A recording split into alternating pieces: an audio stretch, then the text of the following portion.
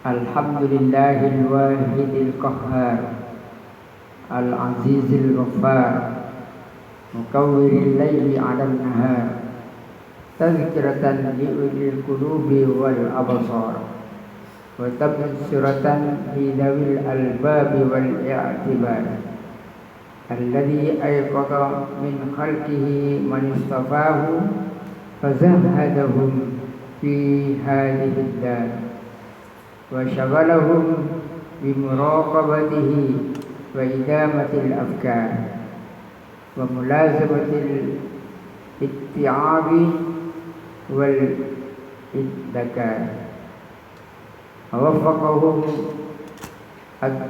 lid-du'ubi fi ta'ati wa ta'ahhubi lidadil qarar wal hadari mimma yusqituhu wa yujibu daral bawar wal muhafazati ala dhalika ma'a tagayyuril ahwali wal aqwal wal muhafazati ala dhalika ma'a tagayyuril ahwali wal aqwal ahmaduhu ablagha hamdin wa azkahu wa asmalahu wa anmahu wa ashhadu an la ilaha illallahul barrul karim الرؤوف الرحيم وأشهد أن سيدنا محمدا عبده ورسوله وحبيبه وخليله الهادي إلى صراط مستقيم والداعي إلى دين قويم صلوات الله وسلامه عليه وعلى سائر النبيين وآل كل وسائر الصالحين أما بعد فقد قال الله تعالى وما خلقت الجن والإنس إلا ليعبدون ما أريد منهم من رزق وما أريد أن يطعمون الذاريات سورة الذاريات الآية السادس والخمسين إلى السابع والخمسين وهذا تصريح بأنهم خلقوا للعبادة فحق عليهم الاعتناء بما خلقوا له والإعراض على حدود الدنيا بالزهادة فإنها دار نفاذ لا محل إخلال فإنها دار نفاذ لا محل إخلال ومركب عبور لا منزل عبور ومشرع انفصام لا موطن دوام فلهذا كان الأيقاظ من أهلها هم العباد وأقل الناس فيها هم الزهاد قال الله تعالى إنما مثل الحياة الدنيا كماء أنزلناه من السماء فاختلط به نبات الأرض مما يأكل الناس والأنعام حتى إذا أخذت الأرض زخرفها وزينت وظن أهلها أنهم قادرون عليها أتاها أمرنا ليلا أو نهارا فجعلناها حصيدا كأن لم تغن بالأمس كذلك نفسر الآيات لقوم يتفكرون. القرآن سورة يونس الآية 24 والآيات في هذا المعنى كثيرة ولقد أحسن القائل إن لله عبادا فطنا طلقوا الدنيا وخافوا الفتن نظروا فيها فلما علموا أنها ليست لحي وطنا جعلوها لجة واتخذوا صالح الأعمال فيها سفنا.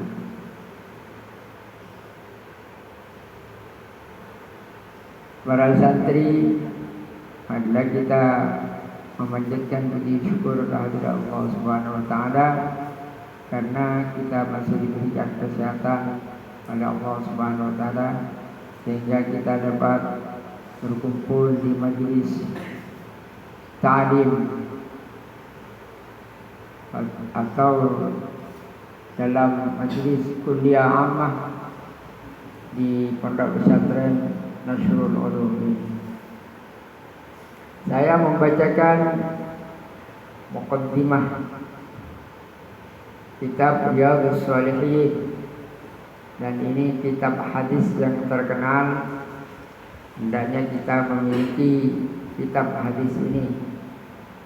Jadi dari tingkat anak-anak tidak ada salahnya mulai memiliki kitab hadis ini, karena kitab hadis ini adalah sebuah kitab hadis, kumpulan-kumpulan hadis yang sangat penting, yang menurut pengarangnya Al-Imam Abi Zakaria Yahya Ibn Sharafin Nawawi Ad-Dimsyaqi.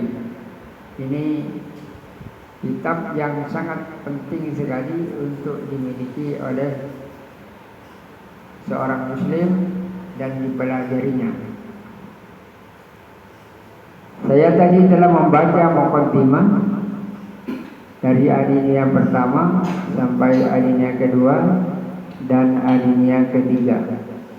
Kalau saya artikan satu demi satu, maka akan menghabiskan waktu. Tetapi saya ingin menyampaikan intisari terhadap muqaddimah kitab yang saya baca tadi.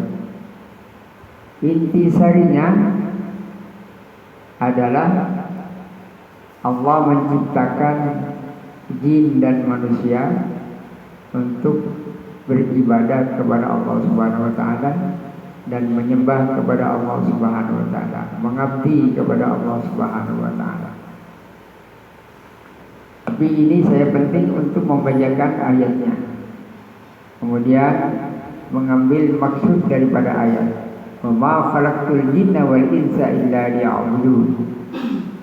Ma uridu minhum min rizqin wa ma uridu an yut'imun. Jadi Allah ciptakan jin dan manusia untuk beribadah, menyembah dan mengabdi kepadanya, bukan untuk yang lain. Kecuali makhluk-makhluk selain jin dan manusia itu diberikan kriteria khusus oleh Allah Subhanahu wa taala. Sedangkan jin dan manusia khusus diciptakan untuk beribadah kepada Allah Subhanahu wa taala. Dan ini yang unik karena di antara jin dan manusia ada yang muslim, ada yang kafir. Oleh sebab itu manusia harus sadar bahwa kita sebagai manusia diciptakan oleh Allah Subhanahu wa taala untuk mengabdi, beribadah dan menyembah kepadanya. Nah,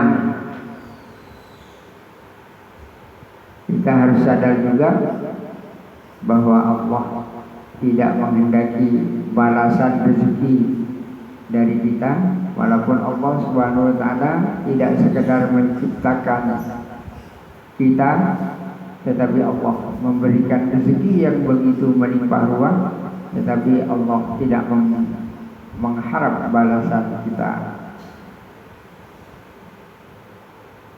Tapi manusia juga pasti tidak akan mampu membalasnya terhadap nikmat yang diberikan oleh Allah Subhanahu wa taala. Oleh sebab itu manusia hanya disuruh mensyukuri nikmatnya. Kemudian dalam penjelasannya tadi, jadi manusia diciptakan untuk menyembah dan beribadah, mengabdi kepada Allah, itu butuh perjuangan. Maka dalam kitab ini manusia dan jin disuruh berjuang disuruh hidup apa adanya. Dan di sini ada istilah az-zuhad. Jadi manusia itu adalah az-zuhad, ahli bertapa. Jadi manusia dalam seluruh keinginannya itu harus melalui bertapa. Nah, ini peringatan buat kita. Jadi bertapa. Apa bertapa itu? Makanya orang-orang terdahulu segala keinginan dan cita-citanya sukses melewati tapa, bertapa, zuhud. Nah, kalau sekarang mungkin jarang orang bertapa, kecuali dalam bentuk lain, yaitu melaksanakan yang diperintahkan oleh Allah Subhanahu Wa Taala dalam bentuk lain. Bertapanya bukan di dalam gua. Rasulullah juga pernah bertapa selama 40 hari 40 malam di gua mana? Di gua Hiro. Di gua Hiro bertapa. Rasulullah memikirkan umat ini tidak cukup dengan memikirkan, tidak cukup dengan melangkah lewat langkah kaki dan tangan serta seluruh badan, tetapi Rasulullah melangkahnya lewat zuhud, lewat bertapa. Nah, ini harus kita renungkan.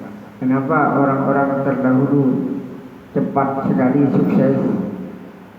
Kenapa orang-orang sekarang lambat sekali, bahkan banyak sekali kendala-kendalanya untuk sukses? Karena orang-orang sekarang jarang yang mau bertapa, kecuali yang mau, dia akan mendapatkan kesuksesan yang luar biasa. Jadi zuhud dalam arti lain ar-riyadhah, dalam kitab ini disebutkan riyadhah. Riyadhah itu adalah bentuk action, gerakan rohani.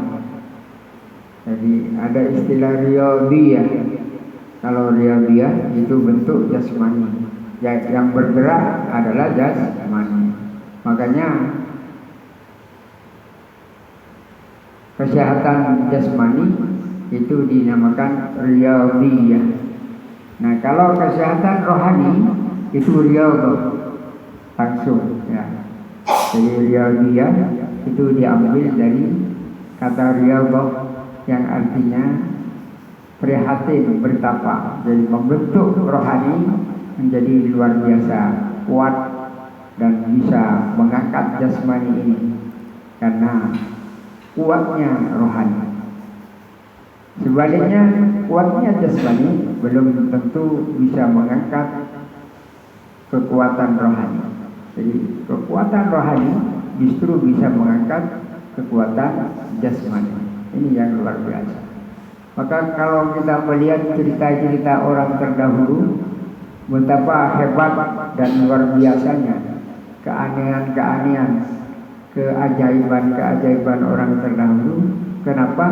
Karena dia selalu berlatih dalam bentuk rohani, berlatih dalam bentuk rohani. Jadi dalam muqaddimah Riyadhus Shalihin ini luar biasa, pengarangnya betul-betul memilih hadis-hadis yang betul-betul bermanfaat dan mendorong, memberi motivasi manusia supaya mau prihatin dan bertapa. Nah, dalam syair yang saya baca tadi ini, manusia hidup dalam sebuah tanah air, dalam sebuah negeri, dia tidak merasa bahwa aku ini hidup dalam sebuah negeri. Jadi manusia yang sadar, dia tidak hanya hidup untuk kepentingan sementara, untuk kepentingan sesaat dalam sebuah negeri, tapi dia tidak merasa hidup dalam sebuah negeri, tapi dia merasa hidup di bumi Allah Subhanahu Wa Taala. Kemana saja dia berjalan di bumi Allah, maka dia merasa sebagai hamba Allah, di negerinya sendiri maupun di negerinya orang lain.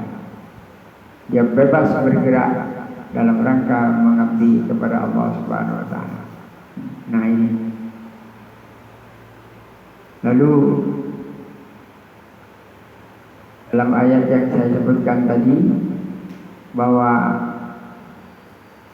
kehidupan dunia ini sebagai gambaran bagaikan tetesan air, bagaikan setetes air.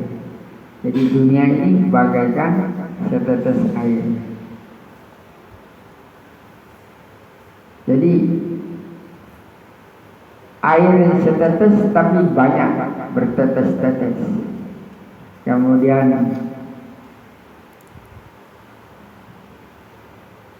tetesan air tadi bercampur dengan tumbuh-tumbuhan, kemudian menghidupi tumbuh-tumbuhan, kemudian tumbuh-tumbuhan tadi kemudian jadi subur, kemudian dimakan oleh binatang. Tumbuh-tumbuhan itu dimakan oleh binatang, habis itu lenyaplah dunia. Ini gambarannya dunia seperti itu, semacam tetesan air ya.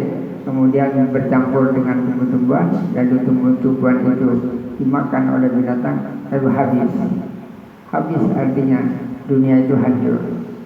Jadi kita hidup di dunia bagaikan setetes air, bagaikan setetes air yang bercampur dengan tumbuh-tumbuhan kemudian dimakan oleh binatang. Dan itulah kehidupan, artinya sebentar. Baik, kita lanjutkan.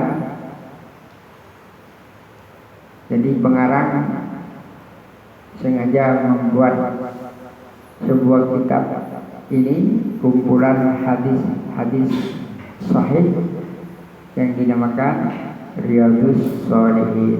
Nah, makanya dinamakan Riyadhus Shalihin. Riyadhun artinya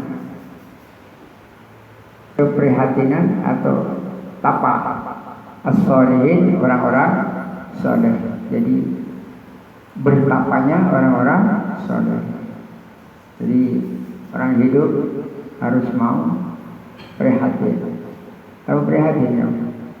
Hidup bukan sengsara, tapi semangat dalam hidup, tapi mau bertapa. Ini contohnya riyadhah itu puasa. Itu riyadhah namanya. Riyadhah itu sama juga. Kemudian berwirid panjang, membaca zikir dengan zikir yang panjang, di antaranya baca sholawat dengan bacaan yang banyak. Kemudian membaca Al-Quran dengan bacaan yang panjang, banyak maksudnya. Nah, itu diantaranya contoh-contoh riyadhah seperti itu. Kemudian menggunakan waktu dengan sebaik-baiknya. Jadi waktu tidak ada yang tersia-sia. Semua waktu digunakan untuk bertapa. Jadi dunia ini tempatnya orang bertapa. Ini menurut Muqaddimah Riyadhus Shalihin. Baik, kita lanjutkan. Saya baca karena kalau dibaca, diartikan kemudian disampaikan maksudnya itu masih panjang sekali. Jadi saya baca aja, kemudian saya sampaikan maksudnya. Fa idza kana haluha ma wasaftuhu wa haluna wa ma hulqna lahu ma qaddamtuhu fa haqqun 'alal mukallafi ay yadhhaba bi nafsihi madhhabal akhyar wa yasluka maslaka ulil nuha wal absar wa yata'ahhabu lima asyartu ilaihi wa yahtamma lima nabbahtu alaihi wa asbabu tariqin lahu fi dhalika wa arsyadu ma yaslukuhu minal masaliki at-ta'adzubu bima sahha an nabiyyina sayyidil awwalina wal akhirin wa akramis sabiqin wal lahiqin salawatullahi wa salamuhu alaihi wa ala sa'irin nabiyyin wa qad qala Allah ta'ala wa ta'awanu 'alal birri wat taqwa. Al-Maidah surah Al-Maidah ayat الثانية. وقد صح عن رسول الله صلى الله عليه وسلم أنه قال والله في عون العبد ما كان العبد في عون أخيه وأنه قال من دل على خير فله مثل أجر فاعله وأنه قال من دعا إلى هدى كان له من الأجر مثل أجور من تبعه وما ينقص ولا ينقص ذلك من أجورهم شيئا وأنه قال لعلي فوالله لا أن يهدي الله بك رجلا واحدا خير لك من حمر النعم ورأيت أن أجمع مختصرا من الأحاديث الصحيحة مشتملا على ما يكون طريقا لصاحبه إلى الآخرة ومحصلا لآدابه الباطنة والظاهرة جامعا للترغيب والترهيب وسائر أنواع آداب السالكين من أحاديث الزهد ورياضات النفوس وتهذيب الأخلاق وطهارة القلوب وعلاجها وصيانة الجوارح وإزالة إعوجاجها وغير ذلك من مقاصد العارفين. Nah, katanya pengarang, apa saja yang aku sikapkan, yang aku lakukan, dan apa saja yang ada pada kita dari ciptaan Allah Subhanahu wa taala itu menjadi hak terhadap setiap orang mukallaf agar dia mengambil jalan. Jadi dia bebas mengambil jalan. Jadi orang mukallaf setelah mukallaf diberikan kebebasan oleh Allah untuk mengambil jalan, memilih jalan. Jalan seperti apa saja diberikan kebebasan dengan syarat di situ ada pedoman-pedoman Allah, ada jalan-jalan yang telah ditunjukkan oleh Allah yang tidak boleh dilanggar, tapi harus dipatuhi jalan itu. Jadi kalau manusia ingin selamat di dunia dalam kehidupan yang seperti air setetes, maka dia harus mau berzuhud dan berriyadhah. Jadi hidup prihatin, hidup apa istilahnya? Kata orang Madura itu. Hidup prihatin, bahasa Maduranya prihatin itu apa? Hah? Apa-tapa. Apa-tapa. Jelasnya apa-tapa.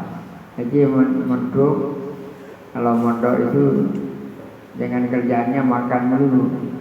Itu namanya tidak bertapa. Ya, makan tidur terus males ya, nggak mau masuk sekolah ngaji, nggak mau, tapi kerjanya makan ya, dan tidur, maka dia adalah dianggap orang yang tidak mau bertapa.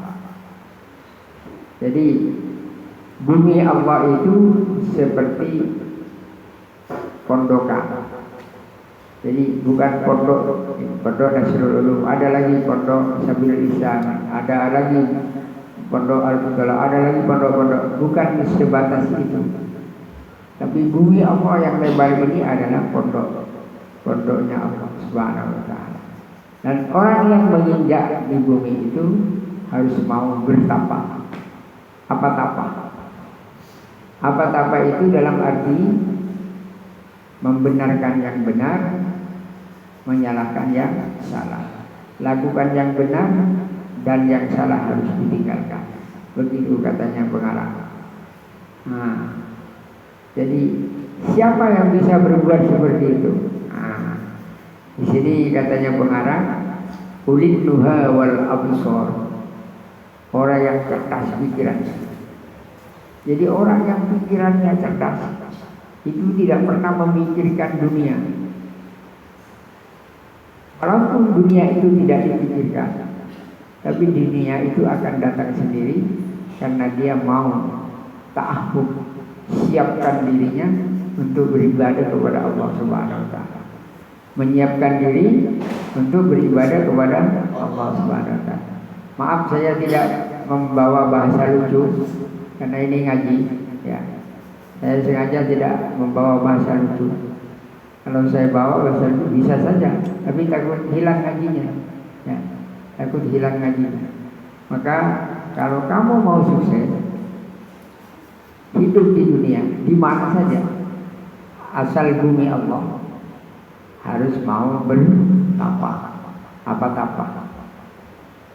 Ya di mana saja. Hidup di Jakarta, hidup di rumah, hidup di kampung.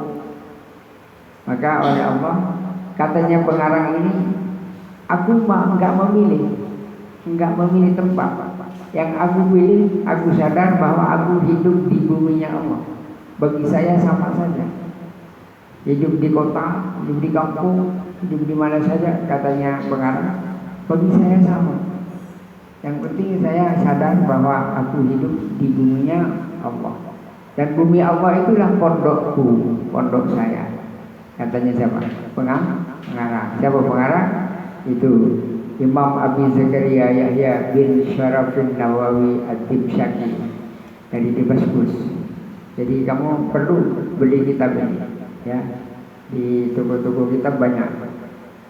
Lalu kamu belajar kepada orang yang bisa membimbingnya. Kalau di sini sudah ada, alhamdulillah. Ini saya bawakan muqaddimah kitab ini. Kalau sudah kita pelajari luar biasa. Baru muqaddimahnya itu memberi petunjuk kepada kita bahwa kitab Riyadhus Shalihin ini enggak tanggung-tanggung. Saya pilih hadisnya. Dan juga hadis ini setiap saya memilih hadis sebuah bab dan fasal dari hadis yang saya pilih itu pasti diawali dengan ayat-ayat. Nah ini nanti di belakang ada disebutkan. Jadi kitab Riyadhus Shalihin ini memang hadis isinya, tapi setiap menyampaikan bahasan tentang bab apa saja mesti didahului dengan ayat-ayat. Ini luar biasa ya. Maka Riyadhus Shalihin ini pilihannya hadis-hadis pilihan orang-orang soleh. Baik, kapan saja kamu bisa memiliki sendiri ya. Dan sekarang ada kitab Riyadhus Shalihin yang sudah diterjemahkan ke dalam bahasa Indonesia. Kamu bisa belajar sendiri. Kalau tidak ada waktu khusus untuk bimbingan membaca kitab Riyadhus Shalihin, maka kamu bisa baca sendiri, kemudian bisa bertanya kepada ahlinya, kepada ustaz-ustaz. Tapi insya Allah di sini ada kajian kitab Riyadhus Shalihin belum? Harus mujud. Nah, ya udah nanti lain kali kita adakan. Jadi baik, kita lanjutkan ke adanya yang sebelum terakhir. Wa al-tazimu fihi an la adkura illa hadithan sahihan min al-wadihat mudhafan ila al-kutub as-sahihati al-mashhurati wa usaddiru al-abwaba min al-Qur'an al-aziz bi ayatin karimatin wa washriha ma yahtaju ila dhabtin aw syarhi ma'nan khafiyyin min faisa min at-tanbihat wa idza kuntu fi akhir haditsin muttafaqun alaih fa ma'nahu rawahu Bukhari wa Muslim. Aku tetapkan, katanya pengarang ini, ketika aku membuat suatu bab, maka saya dahului dengan ayat-ayat Al-Quran. Saya sudah sebutkan tadi. Kemudian saya jelaskan dengan penjelasan yang khafi, tapi wadih. Khafi wadih. Nah, ini yang agak sulit dicerna. Khafi wadih. Samar, tidak kelihatan tapi jelas. Tidak kelihatan tapi jelas. Nah, ini yang aneh. Artinya dalam betul maknanya, tapi jelas. Ya udah, yang terakhir sekarang selesai. Wa'du intamma hadzal kitabu ayyakuna sa'iqan lil mu'tani bihi ila al-khairati hajizan lahu an anwa'il qaba'ihi wal muhlikat wa ana sa'ilun akhan intafa'a bi syai'in minhu ayyadhu li wa liwalidayya wa masyayikhi wa masyayikhi wa sa'ili ahbabina wal muslimina ajma'in. Wa 'ala Allahil karim i'timadi wa ilayhi tafwidi wa istinadi wa asbaqahu wa ni'mal wakil wa la hawla wa la quwwata illa billahil azizil hakim. Nah, ini katanya pengarang. Sudah cukup saya memberikan muqaddimah dalam hadis Riyadhus Shalihin ini, dan hendaknya kita miliki hadis ini. Katanya pengarang, aku mohon kepada setiap saudara yang mengetahui dan membaca Riyadhus Shalihin ini, aku mohon agar aku didoakan kepada Allah, dan juga agar aku juga didoakan, kedua orang tuaku didoakan, kemudian guru-guruku dan seluruh orang yang aku cintai dan seluruh muslimin semuanya, supaya orang yang ngaji Riyadhus Shalihin ini bisa mendoakan pengarangnya, kemudian gurunya pengarang, keluarganya pengarang, dan seterusnya.